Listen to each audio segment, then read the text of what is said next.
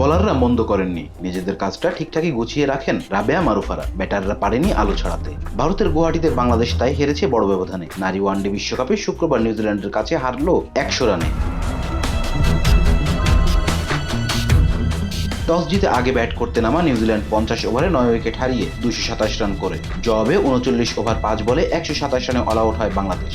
Run তাড়ায় শুরু থেকেই মন্থর batting বাংলাদেশের, সঙ্গে যোগ হয় আসা যাওয়ার মিছিল। 33 রান তুলতেই নেই 5 উইকেট।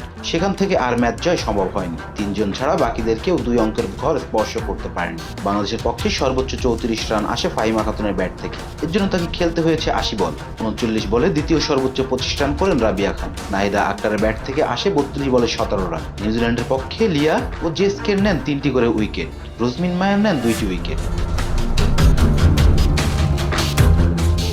আগে ব্যাট করা কিউইরা বাংলাদেশের মেয়েদের বোলিং তোপে স্কোরবোর্ডে 38 রান তুলতেই হারিয়েছিল 3টি উইকেট। চতুর্থ উইকেটে 112 রানের জুটি গড়েন অধিনায়ক সেফি ডিভাইন ও ব্রুক হ্যালেন্ড। 85 বলে 63 রান করে নিতেশা আক্তার শিরিনের শিকার হন সেফি। 104 বলে 69 রান করা হ্যালি রেখে ফেরান ফাহিমা খাতুন। এই জুটি ভাঙার পর আর সেভাবে দাঁড়াতেই পারেনি কিউই ব্যাটাররা। নিয়মিত বিরতিতে উইকেট হারিয়ে বড় সংগ্রহ করতে পারেনি তারা। 227 রানের পুঁজি অবশ্য কম চ্যালেঞ্জিং নয় বাংলাদেশের জন্য।